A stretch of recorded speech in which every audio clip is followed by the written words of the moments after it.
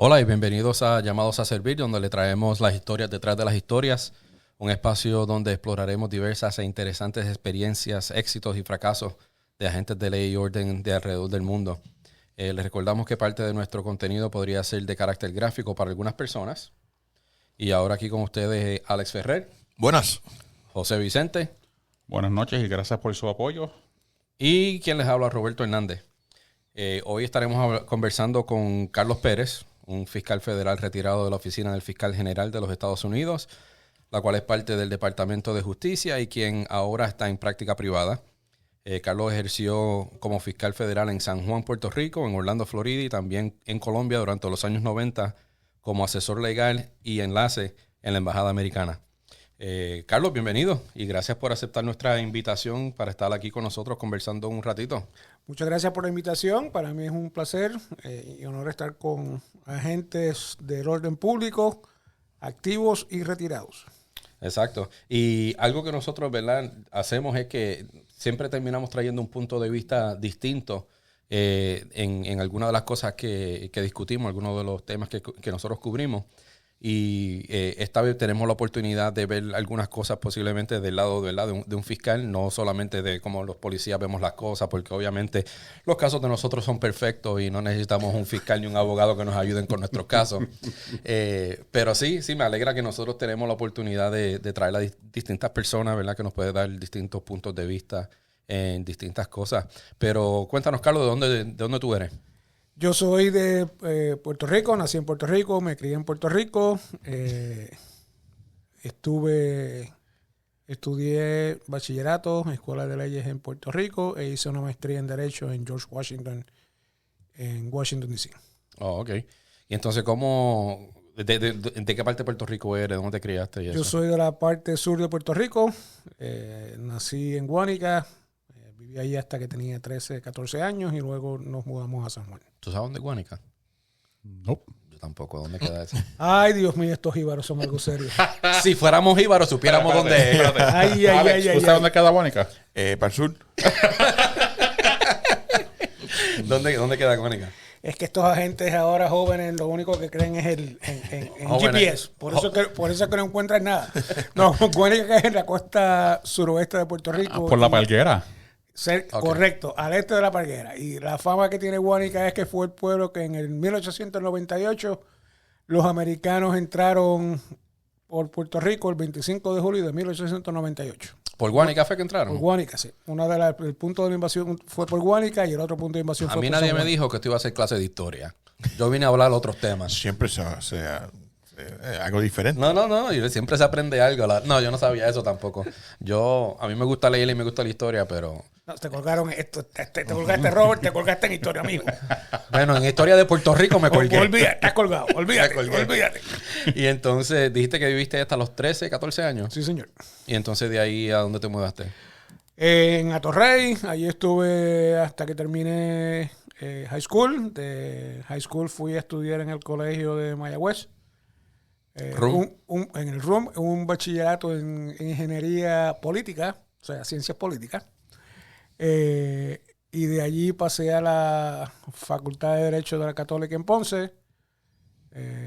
Fui a trabajar por un año a Servicio de Rentas Internas en Washington, D.C. como abogado de contributivo. Uh-huh. De allí salí a hacer una maestría en Derecho Criminal en George Washington University y luego de allí regresé a Puerto Rico como fiscal federal. De Mayagüez se graduó mi padrino como ingeniero civil y varias de mis primas se graduaron todas de Mayagüez. Y entonces, pero tú siempre quisiste ser fiscal, abogado, siempre tenías el interés por las leyes. No. Yo terminé de abogado por accidente. Digo de accidente porque tomé el examen de piloto de la Fuerza Aérea y me colgué por un perro porque las matemáticas y yo tenemos... No, es como tú la historia. Tú te colgaste en historia y las matemáticas conmigo, olvídate. Eso no funcionaba. Y En ese momento, pues decidí irme a la Facultad de Derecho porque tú no necesitas absolutamente nada de matemáticas para ser abogado. Ujú. Y para eso están los contables, ¿verdad? Y para eso están los contables, correcto. Correcto. Pero ¿en qué momento entonces de tu carrera universitaria tú decidiste estudiar leyes? O derecho, como le dicen en otros sitios. En tercer año. ¿En el tercer año? Sí. Y el proceso es el mismo como aquí, que tienes que coger el Hay LSAT. que coger un LSAT, el mismo tipo de examen. Los requisitos de admisión pues son similares en términos de promedio, el número el score del SAT. Y el término de la educación legal, pues como típico, como cualquier universidad o facultad de Derecho en Estados Unidos, se estudia la ley del lugar donde tú estás y mucho de ello es common law en términos de lo que se estudia en cualquier escuela por acá. Y la decisión de entrar a la carrera, o sea, de hacer tu carrera como fiscal en vez de como un abogado defensor, ¿cómo surgió eso? Yo creo que las experiencias que uno tiene en la vida creciendo influencian qué es lo que uno hace en su carrera profesional.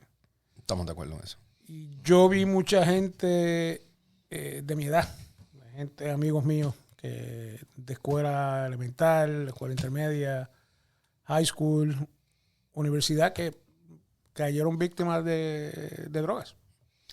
Pero no tuviste ninguna familia que fuera fiscal, ni policía, ni nada de eso.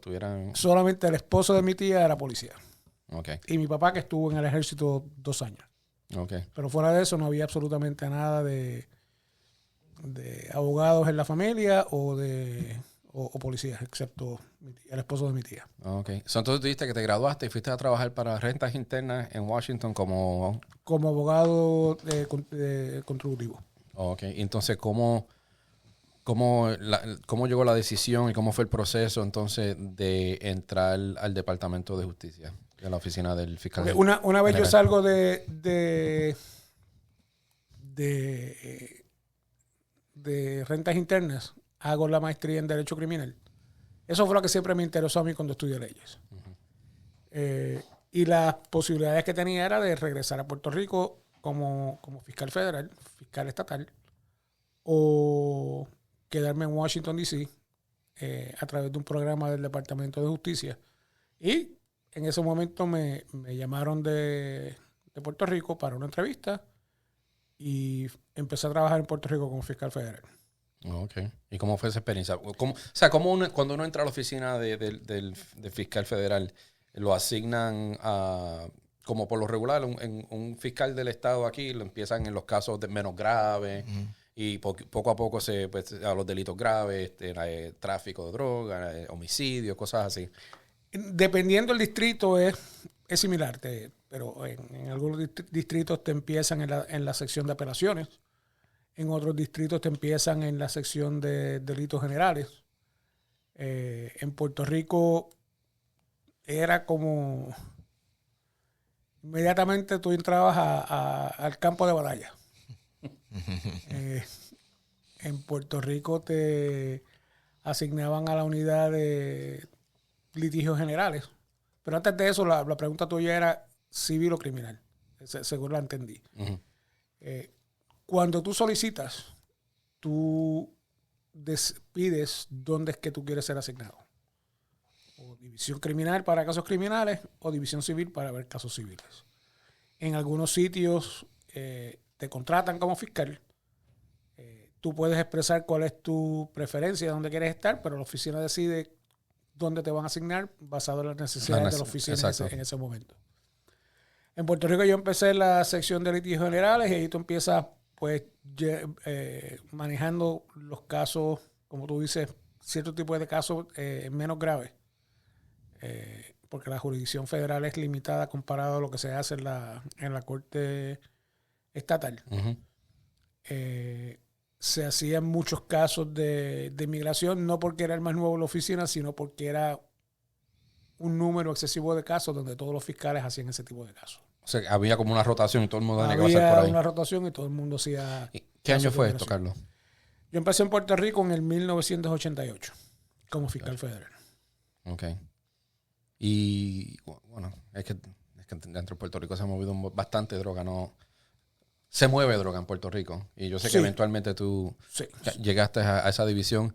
Pero ¿cómo fueron ese primer año? O sea, todo haciendo los litigios que tú dijiste. Sí, se hacían casos de delitos menos graves, se hacían casos de, por ejemplo, los casos de narcóticos en el aeropuerto, los couriers, como se dice. Había, en aquella época, Puerto Rico era un punto de transbordo de vuelos de Sudamérica hacia Europa. Y paraban en Puerto Rico para un technical stop. Pero estando en Puerto Rico, ya estaban en territorio americano y los agentes de aduana pues hacían una inspección de todos los pasajeros, aunque eran pasajeros que estaban allí en tránsito, como se dice. Y allí se incautaban o se encontraban pasajeros que tenían en el cuerpo, en las maletas, tenían drogas, usualmente la cocaína. Había pasajeros que lo tenían en las maletas o en los forros de las maletas. ¿En qué año fueron eso? Pues fue del 88 hasta que yo salí en Puerto Rico, hasta que quitaron eso, y yo creo que eso lo eliminaron como en el 94, 95. Verá, cómico, como en los 80. Traían la cocaína en la maleta. Sí, sí. Con la maleta, ¿eso qué? Eso no es nada. No, el chance que un perro pasara por Y acá. algo, un punto de interés que yo aprendí hace poco es que, o sea, que la mayoría de las drogas entran a los Estados Unidos por el Océano Pacífico. Es bien limitado, ¿verdad? Comparado con lo que entra por el Pacífico, la droga que transita por el Caribe. Aunque Europa está consumiendo droga, o sea, Europa como continente ahora mismo consume más droga que los Estados Unidos.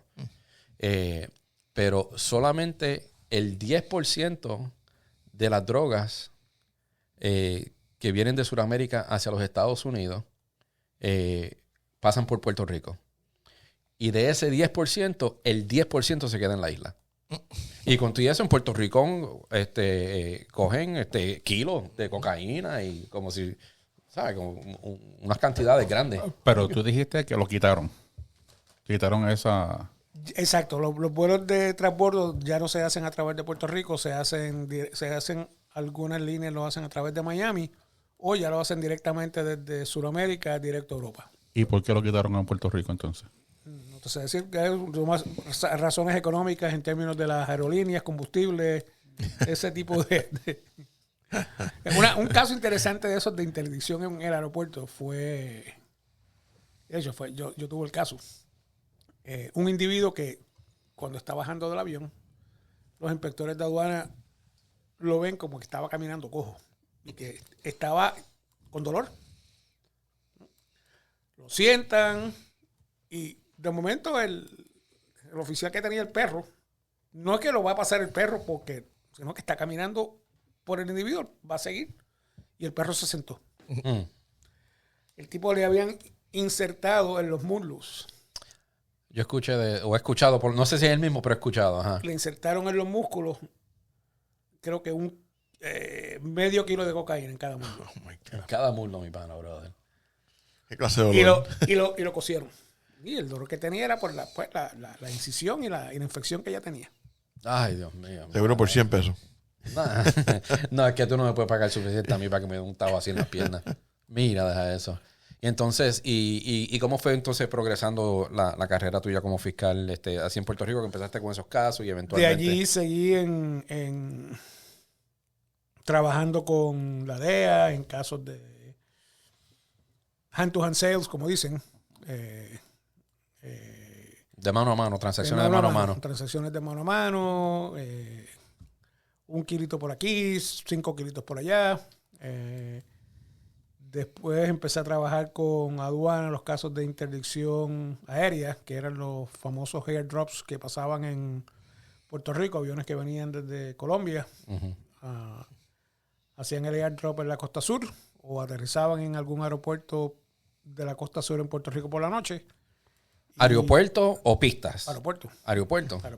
Un caso en el aeropuerto de Mercedita, que el avión de 2 aviones de aduana y los Blackhawks lo estaban esperando cuando estaba como a 100 millas de Puerto Rico. Lo siguieron, aterrizaron en el aeropuerto de Ponce. el piloto se da cuenta que tenía un helicóptero al frente, vira el avión tratando de despegar y se tuvo que parar porque el otro helicóptero le atravesó al frente. Allí fueron 200 kilos de cocaína, algo así. Bueno, y uno de la tripulación del avión salió con dos fullbacks corriendo. Pero en aquel momento, el helicóptero despegó, le pusieron el infrarrojo, lo detectaron, aterrizaron literalmente encima de él y lo agarraron también. ¿Y qué tenía ahí? ¿Dinero o material? Tenía más droga, tenía más kilos. ¿Y había muchos airdrops en Puerto Rico? Sí. Me imagino que la mayoría en la costa sur. Sí. Y pasajes de Mona, ¿no? Casi todo era por el sur. En toda esa área. En toda esa área. Habían casos de interdicción marítima en esa área, la costa sur, la costa suroeste. Y cuando digo casos de interdicción marítima eran lo que se llamaban los barcos de carga homemade en Colombia, que eran stainless vessel. O barcos de carga viejísimos que estaban ya en las últimas, venían sin bandera, el Coast Guard los interceptaba y los traían a Puerto Rico, que era como el primer puerto de entrada de los Estados Unidos. Y nosotros los procesábamos la tripulación bajo el título 46. ¿Y la mayoría venían de Colombia? Sí. O sea, que porque ahora mismo Venezuela se está moviendo, tiene un pero los casos de interdicción marítima salen de Colombia o salen de Ecuador, de Panamá, de ese tipo de... como tú dijiste anteriormente, la costa del Pacífico. Oh, ok. Oh, all right. Mira, interesante, yo no sabía eso. Y anoche cuando estábamos hablando por teléfono, mencionaste algo de los sumergibles. Sí. Semi-sumergibles. Correcto. Eso fue un método que empezaron en Colombia a traer drogas y en Puerto Rico pues se detectaron varios. Y fueron progresando hasta el punto de que construyeron submarinos en Colombia para traer drogas. Exacto. Y tal vez mucha gente no lo sabe, pero en los 80 y a principios en los 80, mediados, final de los 80, Pablo Escobar estaba negociando con los rusos para comprar un submarino. Pasa que nunca se dio eso y de ahí es que salen los semisumergibles. Y que los llaman submarinos, pero en sí no son submarinos porque correcto. Es que tienen un profile bien bajito. Eran bien primitivos los primeros días. Oh, sí, y ahora no. Ahora son mucho más avanzados. Ahora en un momento dado en Colombia, cuando yo estaba, se detectó y por vigilancia aérea que estaban fabricando el submarino, los módulos, y lo estaban transportando desde el centro de Colombia hacia la costa para entonces allá soldarlos y ponerlos a flotar. Sí. Y todo esto era cuando estaba lo de Pablo Escobar, ¿no? No, eso fue después de Pablo Escobar. Pablo fue que el 90, ¿qué murió? 93 fue que lo mataron. 93, pero lo que Robert está diciendo pasó, sí que él estaba tratando de negociar con los rusos para que le entregaran para comprar un submarino. Pero cuando tú empezaste en el 88, ¿no? En el 88 fue que empezaste. Sí. Todavía estaba Pablo haciendo cosas que Pablo hacía. Sí. En Puerto Rico se hizo un caso donde uno de los primos de los Ochoa. Los Ochoa que son... Fabio Ochoa. Fabio Ochoa, el papá y el hermano. De Medellín. De Medellín. Del cartel de Medellín. Del cartel de Medellín, correcto. En Puerto Rico se hizo un caso donde se arrestó a un primo de él, de Fabio Ochoa, que era el representante del cartel de Medellín en Puerto Rico. ¿Y residía en Puerto Rico? Y residía en Puerto Rico. Y ese caso pues estuvo relacionado con el caso que hizo el FBI y fue el tercero o cuarto caso en Estados Unidos donde se hizo una interceptación telefónica de emergencia. Que eso casi nunca pasa. Vamos a hablar de eso, porque la gente se cree, pues ven en las películas que le interceptan lo que se llama un título 3, un Title 3, wire intercept. Y la gente se cree que eso es fácil conseguir una orden para hacer... Sí. Exacto, porque aquí a nivel estatal tiene que ser aprobado por la fiscal general ahora mismo. del estado de la Florida. Ella es la que tiene que aprobar o una de sus representantes, tiene que aprobar que intercepten las llamadas, las comunicaciones, pues no es necesariamente llamadas. En el sistema federal, explícanos, porque no es más fácil tampoco. No, y es hasta más difícil. De hecho, en la ley de Florida es muy similar, es casi una copia exacta al carbón de la ley federal de interceptaciones telefónicas. A nivel federal, el fiscal general de los Estados Unidos delegó la autoridad de él o ella firmar la orden o la autorización de interceptar a un funcionario del Departamento de Justicia que está al segundo nivel. Está por abajo inmediatamente del fiscal general de Estados Unidos. Esa solicitud, eso toma tiempo, no es fácil, requiere mucho trabajo investigativo de los agentes y hay que agotar los métodos investigativos normales, tradicionales, y hay que explicar por qué que en este caso no funcionan. Sí, por eso a mí me molesta. Me molesta porque hay una entidad local en la Florida Central que cada vez que abren un caso enseguida empiezan a hablar del wiretap. Y para tú hacer un wiretap tienes que no la palabra exhaust. ¿Cuál fue la palabra que tú usaste, Carlos? Agotar. Tienen que agotar todos los métodos investigativos. Correcto. Y tan pronto compran un cuarto de kilo y ya quieren entrar a hacer un wiretap. Y eso no es así de fácil. Digo, lo hacen, lo consiguen, pero no es así de fácil. Pero eso también es ahora, hasta después de 2001, con el Freedom of Information Act, que eso es de terrorismo, ¿no? No. El Freedom of Information Act, FOIA, eso es otra cosa. Tú tienes un punto que luego de 9/11, después del 2001, right, el número de interceptaciones federales aumentó una cosa, increíblemente, subió. Pero lo tenían que relacionar con terrorismo, ¿no? No necesariamente. Ok. No. O sea, que después de 2001 eso es más fácil. Sí.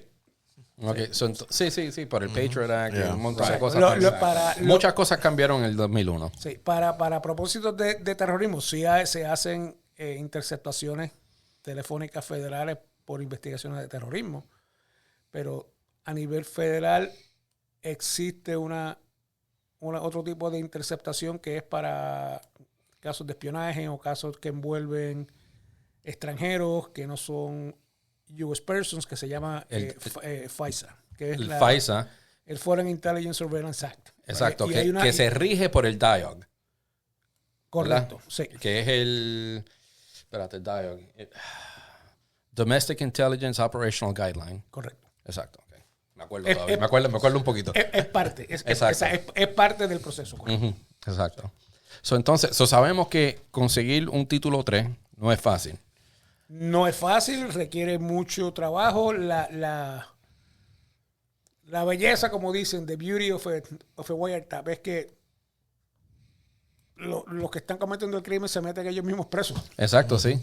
Sabemos lo difícil que es. Ahora explícanos cómo fue que ustedes consiguieron una orden de emergencia y si puedes decir un poco algo, si el caso ya está, ¿verdad? El caso ya está terminado. Ese caso, yo no era el fiscal que estaba a cargo de ese caso. A mí me trajeron para trabajar en ese caso. En el momento que empezó el proceso de solicitar esa interceptación de emergencia. Okay. Y se estableció que la organización había eliminado a varias personas y estaban a punto de eliminar a una persona en particular. Se le hizo el approach a la persona, se tomaron todas las medidas necesarias para proteger a esa persona, a la familia, y se presentó la solicitud de emergencia al tribunal.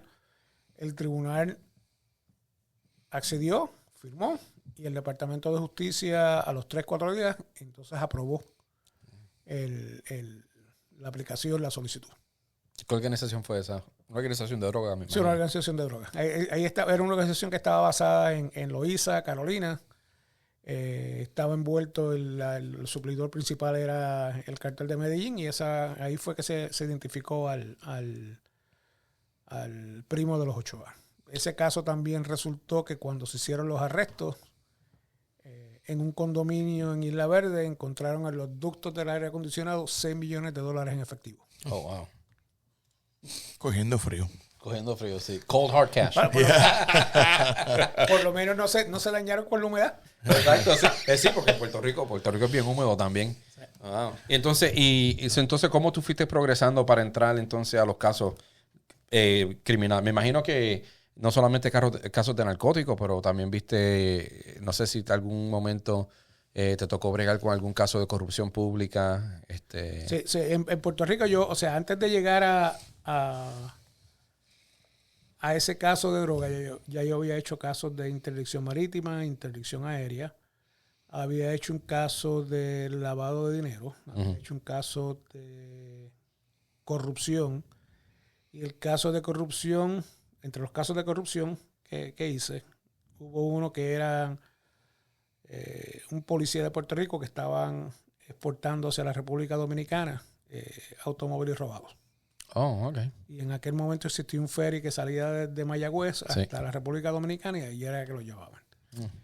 Y el otro caso de corrupción que yo tuve fue un caso donde se acusó a una funcionaria del Departamento de Estado de Puerto Rico que estaba a cargo de la expedición de pasaportes americanos porque se detectó que se estaban expidiendo pasaportes con documentación legítima que pertenecía a una persona real, pero a la persona cuya foto aparecía en el pasaporte no era esa persona. ¿Y ella sabía o...? Claro que sabía. Okay. Y por eso fue que entonces en Puerto Rico dejaron de expedir el pasaporte, por ese caso. Por ese caso, exacto. Por un tiempo se dejó de por un tiempo bastante largo. Exacto. Años. Años, sí. Años. Ah, interesante. ¿Y cuánto tiempo estuviste en Puerto Rico? Yo estuve en Puerto Rico desde el 1988 hasta el 1994. En papeles estuve hasta febrero del 95. Pero ya de principios del 94, ya yo empecé a trabajar con los casos relacionados a Colombia para mi transferencia de Puerto Rico a Colombia. Okay. Y del tiempo que estuviste en Puerto Rico, ¿cuál tú crees que fue el caso más significativo que tú trabajaste? De mayor impacto. Ya sea de corrupción pública, de tráfico de droga, fraude, lo que fuera, lo que haya sido. Yo creo que en términos de corrupción pública fue ese caso del Departamento de Estado, porque eso pues hubo otras cosas envueltas que no vamos a entrar en el tema ahora. Por el impacto que tuvo y lo que se hizo para proteger la seguridad nacional de Estados Unidos. Bueno, sí, porque estamos hablando de pasaportes. Pasaportes y otras personas que, como dicen allá en Puerto Rico, maleantes internacionales que no debieron tener. Exacto, sí, porque eso abre la puerta no solamente para narcotraficantes, sino para terroristas, exacto, narcoterroristas, correcto, fugitivos de la justicia de otros países. Correcto. Wow. Y el otro caso que para mí impactó por lo que se pensó que se podía hacer. Como tú sabes, en Puerto Rico hay una comunidad que se llama La Perla. Y en el 1993 hubo un esfuerzo conjunto de la DEA y el Servicio de Aduana, donde el objeto de la investigación era La Perla. Y al concluir la investigación se ejecutaron sobre 70 órdenes de allanamiento. ¿En La Perla? En La Perla. 70. 70.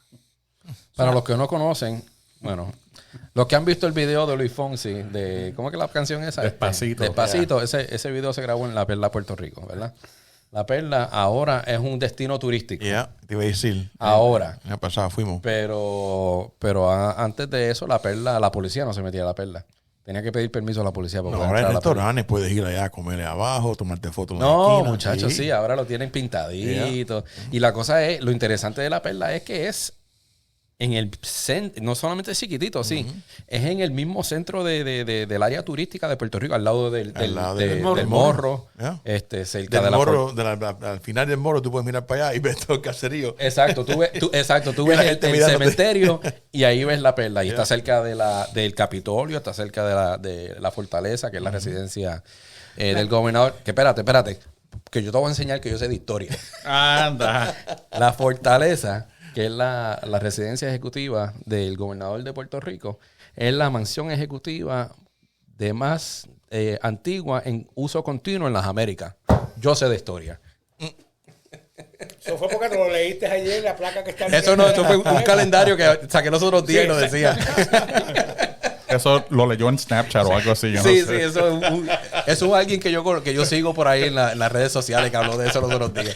Ese caso de la perla fue interesante porque por el número de agentes federales que participaron. O sea, en Puerto Rico no habían agentes federales suficientes para entrar allí.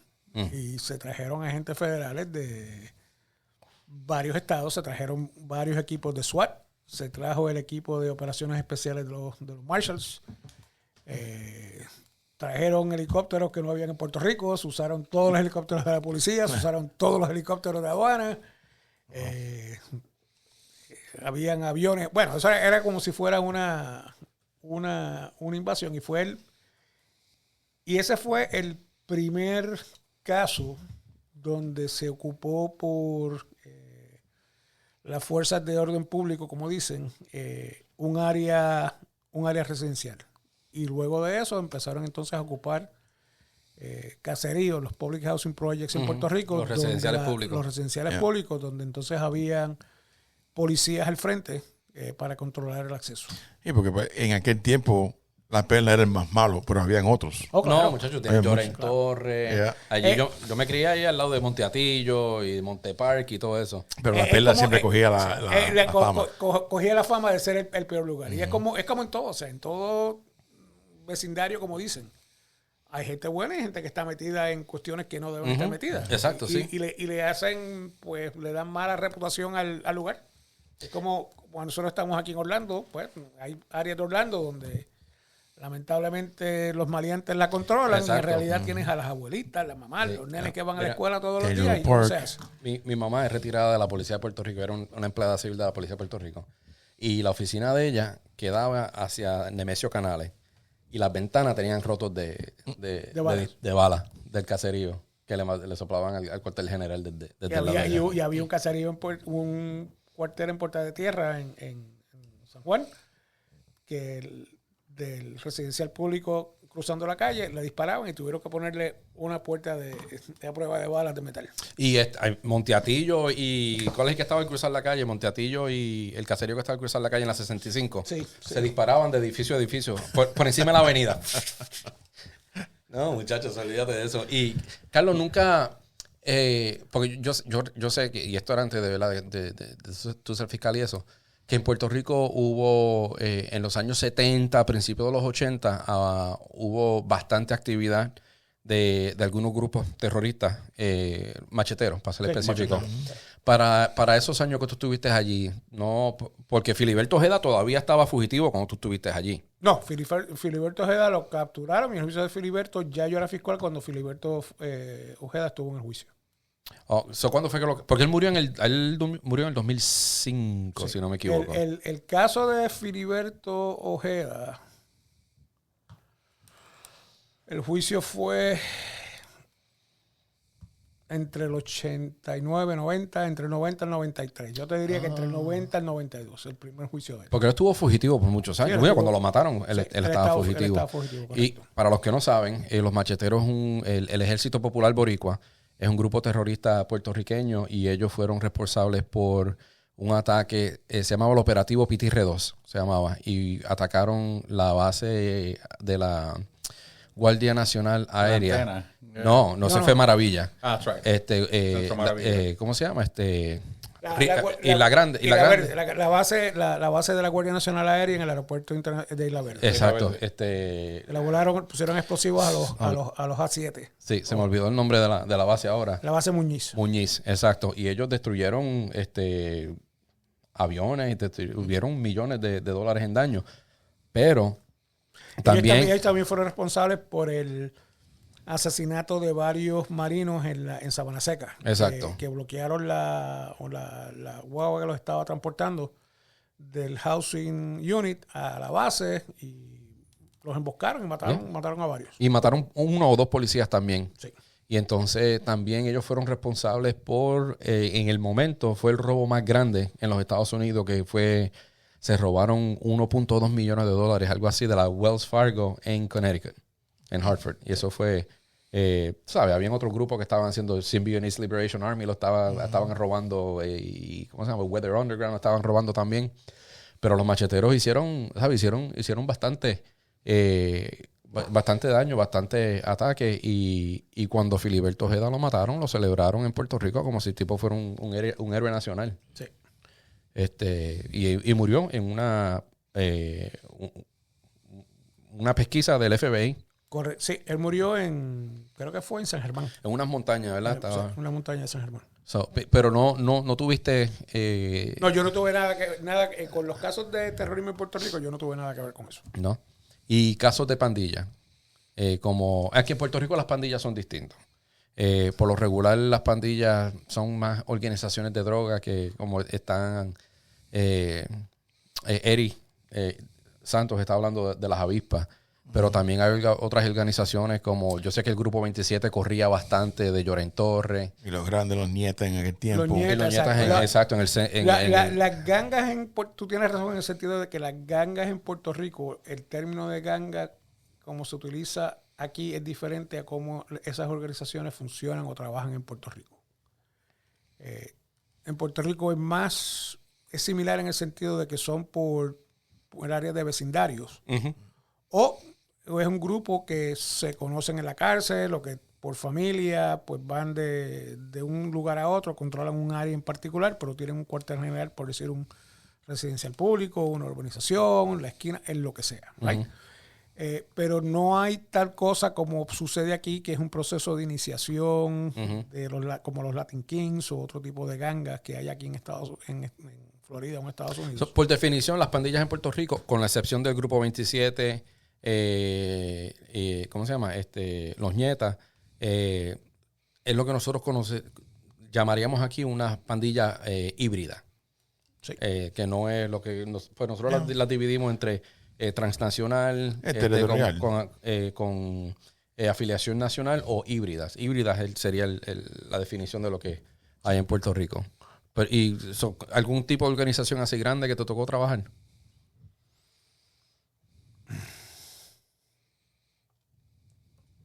Ya sea de un caserío, ni...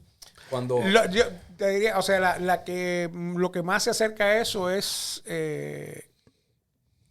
La Perla, uh-huh, que se identificó como que estuvo relacionado con un caso, o sea, era la misma investigación, pero el foco de La Perla era la distribución de narcóticos para consumo local.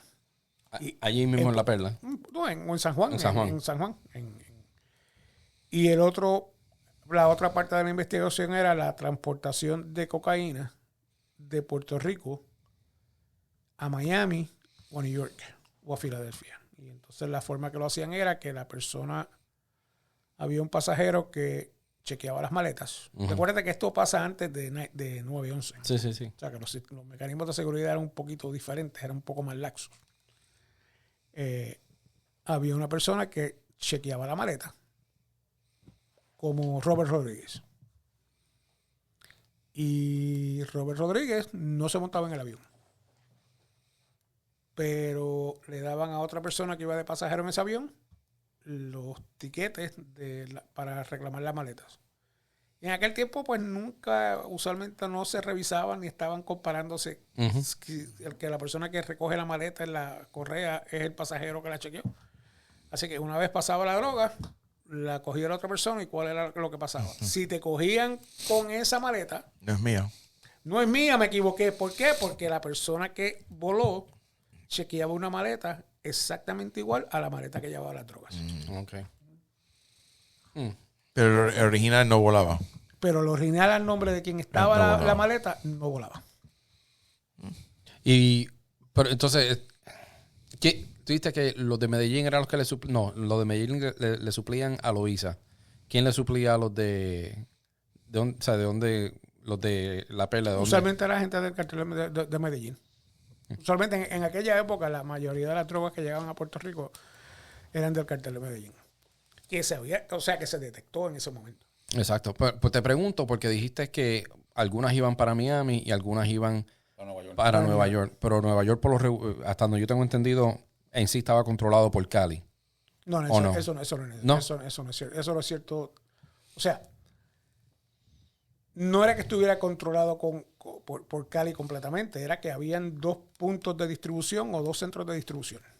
Ok. O sea, uno era Medellín y el otro Eran era 2, Cali. por decir, 2 mayoristas. O sea, me imagino que eso es como las gangas, ¿no? Que Cali está adueñado de Nueva York y entonces los otros de Puerto Rico, ¿no? Porque no pueden... Bueno, no, porque según lo que dice Carlos... No necesariamente, es como decir Lowe's y Home Depot, right? Okay. Que te venden lo mismo. Sí. Y es quién va a dominar el mercado. Sí es cierto que una vez desapareció la influencia del cartel de Medellín, entró al cartel de Cali a dominar todo. Ujú. Si tú te buscas la historia de la mujer esta, de la viuda, ¿cómo se llama ella? Griselda. Griselda, sí. Griselda Blanco. ¿Con quién era que ella trabajaba? Solamente con la gente del cartel de Medellín. Right? Sí. Si tú ves la historia como hacen en los libros, el documental que se hace, históricamente tiene varias similitudes con la realidad, pero no necesariamente es completamente correcto. La fuente era el cartel de Medellín. Pero si te das cuenta, pues en ese momento no se menciona quiénes eran las personas. ¿Verdad? Que ahí ve mucha gente que trabajaba para el cartel de Cali, el cartel de Medellín, que eran distribuidores, eran transportistas, pero usualmente no eran los hombres que siempre salían al público. Sí, no, y la razón por la que yo pensé que Cali controlaba a Nueva York es que, bueno, porque todo el mundo sabe de Griselda Blanco, y Griselda Blanco corría a Miami. Correcto. Y ella trabajaba para el cartel de Medellín. Correcto. Y yo sé, ¿cómo que se llama? El que estaba en Nueva York de Cali. Chepe Santa Cruz. Chepe Santa Cruz. Pues yo pensé que entonces él sería el equivalente de Griselda Blanco para Cali en Nueva York. Por eso yo pensé que ellos eran los que controlaban Nueva York. Hay ciertas similitudes porque cuando él como dice que se calentó en New York, pues regresa a Colombia. Y entonces ahí Colombia pues adquiere más influencia, más poder. Okay. ¿Qué otro tipo de casos trabajaste en Puerto Rico así? No. Así déjame revisar aquí, que yo hice un par de notas anoche después que hablamos. Sí, porque yo sé que pues, tenemos un montón de personas en común, ¿verdad? Que tú trabajaste en Puerto Rico y en otros sitios.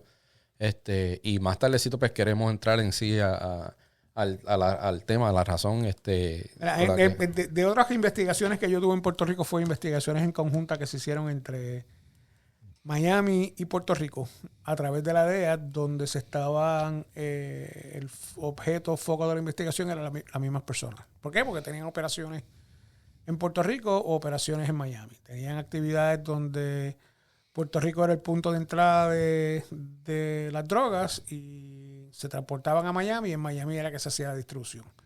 En Puerto Rico estaban los recibidores o transportistas, pero en Miami ya estaban los distribuidores. Y ese tipo de casos pues se hicieron en Miami. Okay. Aunque eran investigaciones conjuntas. Y esa fue una de las razones por las cuales pues me seleccionaron para ir a Colombia, el trabajo que hice en Colombia, por el tipo de casos de drogas que yo estuve envuelto en Puerto Rico y el tipo de investigaciones en conjunto que se hicieron entre Miami y Puerto Rico. Ok. Y pues vamos a empezar a hacer la transición entonces para Colombia. ¿Quién te hizo el acercamiento? ¿Cómo vino la oferta esa, la oportunidad de tú ir a Colombia? Inicialmente yo voy a... El trabajo que estaba disponible en ese momento era ir a Colombia para participar en un proyecto de entrenamiento de fiscales y jueces. Colombia estaba en ese momento en un proceso de transición o tratando de entrar en un proceso de juicio adversarial como se hace en Estados Unidos. La tradición jurídica de Colombia es una tradición europea, que es un sistema inquisitivo y no un sistema de careo como es en Estados Unidos o en Puerto Rico o el common law. Y en aquel momento los jueces, debido a la violencia que había contra los jueces y los fiscales y los policías en Colombia, era lo que se llamaba jueces y fiscales sin rostro, donde la intervención de los fiscales en los procesos eran a puertas cerradas o había un cristal donde no los abogados ni los acusados sabían la cara del fiscal que los estaba interrogando. Y para propósitos en aquel momento, pues se trató de que el sistema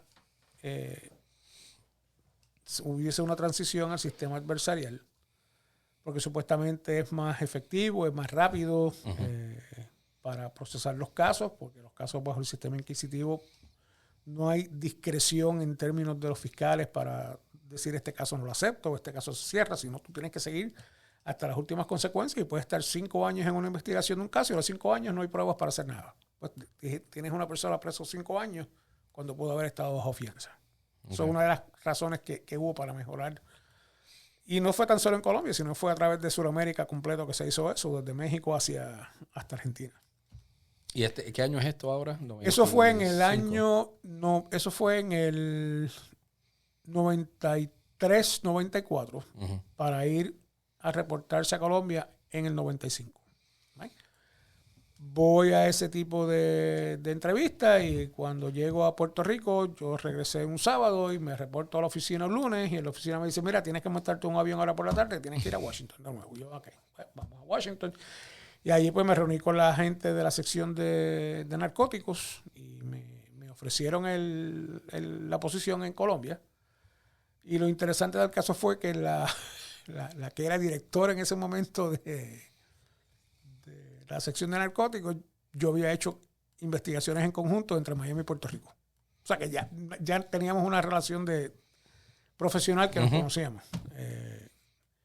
Me seleccionaron para eso en el 94, principio del 94, y empecé a trabajar entonces con los casos de lo que en aquel momento se conocía como un programa de intercambio de pruebas, que era que en Estados Unidos le entregaba o compartía evidencia e información con Colombia para que Colombia entonces acusara bajo la ley colombiana a colombianos que no podían ser extraditados a los Estados Unidos, como por consecuencia de que en aquel momento la extradición estaba prohibida. La extradición en Colombia la prohibieron en el 1991 a través de la Asamblea Constituyente. Y como todos saben, trágicamente en Colombia pues hubo la masacre del Palacio de Justicia, donde el M-19 pues se entró en el Palacio de Justicia y ejecutaron a varios magistrados de la Corte Suprema de Colombia y para evitar la extradición. Y fue una de las cosas. Y destruyeron la evidencia que tenían en contra de Pablo Escobar, o parte de la evidencia que tenían. No sé si la evidencia estaba allí en ese momento. Lo que sí fue que, pues, por la cuestión de terrorismo, pues ahí se terminó toda la cuestión de la extradición.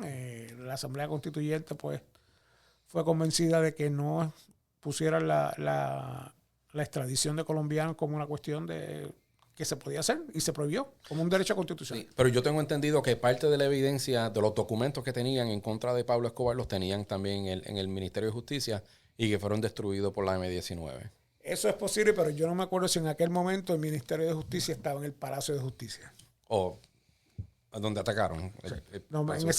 Porque yo no estaba allí. Sí, pero yo, si no me equivoco, eso es parte de lo que pasó. Y dicen... No estaba allí, además yo era demasiado joven en aquella época. Y entonces, ¿cuándo fue que tú llegaste entonces en sí allá a Colombia a trabajar? ¿Eso fue en el 90? Yo llegué en febrero de 1995. Ok. Entonces, básicamente lo que estaban haciendo, el intercambio de evidencia, me dijiste. Correcto. Sería como lo que nosotros conocemos aquí como transferir la causa.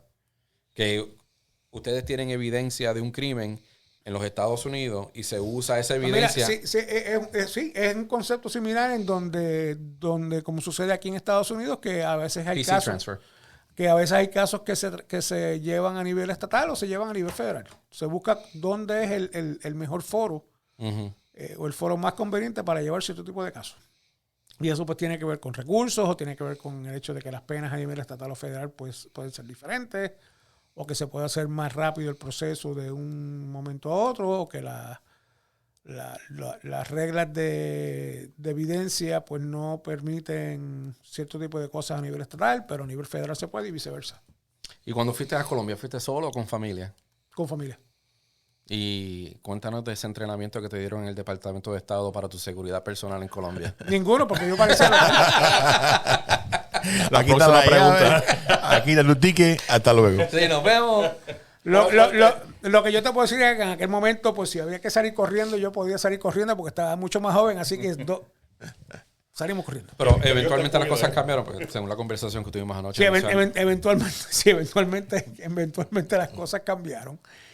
Y en el Departamento de Estado local, o sea, la embajada en Bogotá, pues me asignó un conductor y un guardaespaldas. Eso fue ya después que se calentaron las cosas. Eso fue ya después que se calentaron las So cosas. not there correcto. yet. Y dicen las malas lenguas que él se cambiaba de acento con el guardaespaldas. Eso Sí. sí, eso es cierto.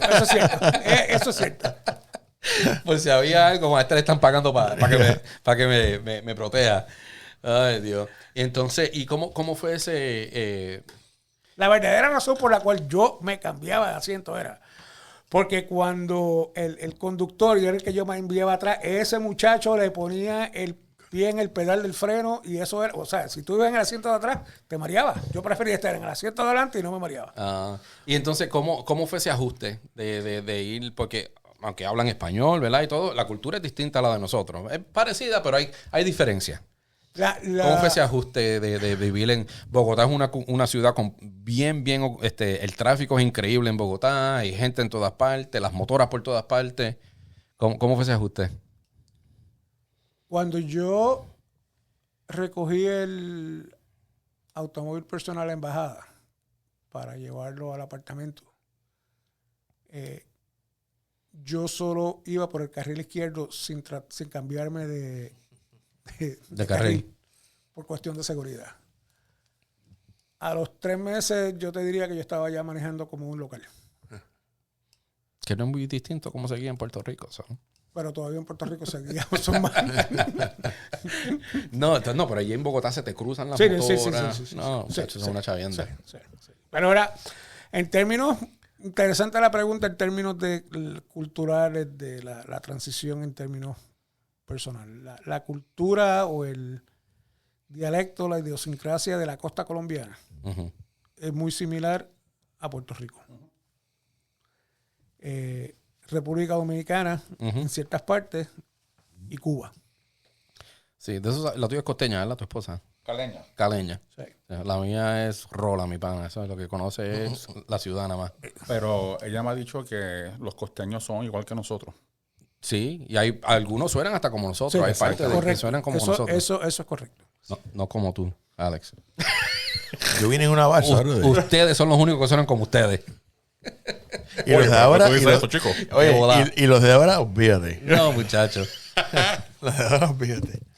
Bueno, Carlos, pues vamos entonces vamos con una pausita ahora entonces. Y ya para nuestro próximo episodio vamos a entrar más de lleno en tu experiencia en Colombia. Y específicamente queremos hablar de lo que la parte que tú tuviste envuelta en cuanto al cartel de Cali. Perfecto. Ok, bueno, regresamos.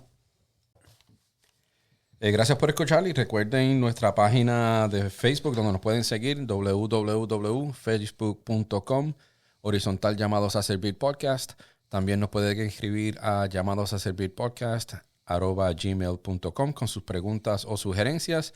Y ahora también nos pueden seguir en nuestra página de YouTube, www.youtube.com horizontal @llamados a servir podcast. Y recuerden que también nos pueden escuchar en Amazon Music, iHeartRadio y Spotify. Que Dios me los bendiga.